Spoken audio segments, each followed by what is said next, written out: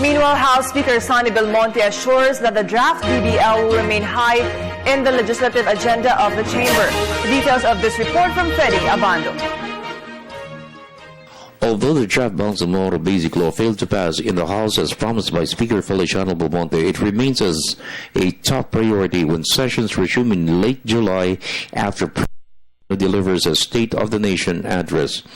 Plenary debates may compete for time, with the submission of the 2016 proposed national budget to be tackled by the House Appropriations Committee, which has over 100 members.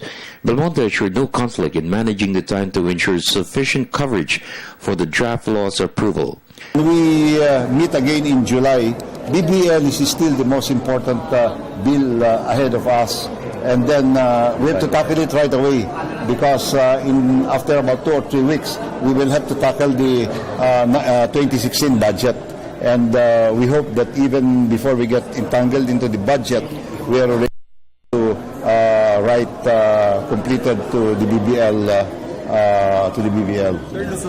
The BBL's non-approval was a cause for concern for members of the House from the autonomous region of Muslim Mindanao, although it's their consensus that the recess will be an opportunity for every member of the House to conduct consultations with their constituents to determine their insights on the impact of the draft Bangsamoro Basic Law in the implementation of the peace agreement signed between the government and the Moro Islamic Liberation Front. The same view was expressed by congressmen from other parts of the country to include Metro Manila. It is also going to delay this at least during the break so that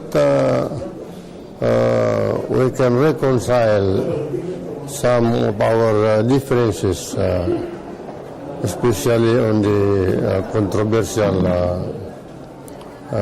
provisions of the BBL. The wisdom of the House of Representatives is the final decision as far as the power of Congress is concerned in the lower house.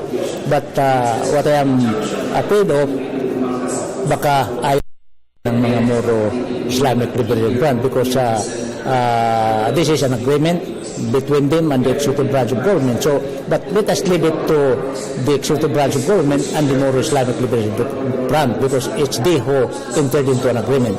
I'm very optimistic na sana makapasa to in consonance with our Constitution, correlated with the Constitution. Kasi mahirap na may papasa yan na lalabag sa batas.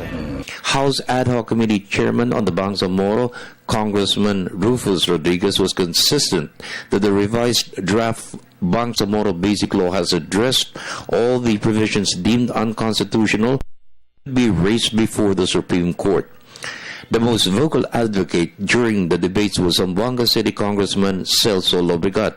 So with Magdalo Party List Congressman Gary Alejano.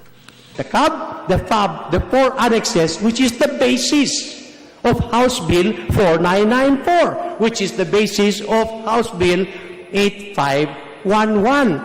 Mr. Speaker, it is very important that they understand what the peace agreement was, what the government signed. The CAB, the FAB are secondary sources. That is why we in Congress can either accept them in the bill that is prepared or completely reject them. Because we are determining whether this document does not follow the CAB or the FAB. No! It is whether this document follows the Constitution of the Republic of the Philippines. The push by some members to review the block grant for the Bangsamoro Autonomous Region is a major issue that will continue in future debates. Speaker Feliciano Belmonte stressed the block grant is a must for the Bangsamoro for its development to secure lasting peace. Grant, I support a block grant, amount of which is really subject to the approval of the body, but definitely we need a block grant. Because the block grant gives a chance for the people there to catch up. Because whether we like it or not, while it is true that we have not discriminated against them in terms of the amount that we are providing them in the national budget from year to year. The fact of the matter is that their infrastructure is including schools, is not on par with the rest of the country. And even in the area of poverty level, they are near the bottom. So it is necessary to have that background.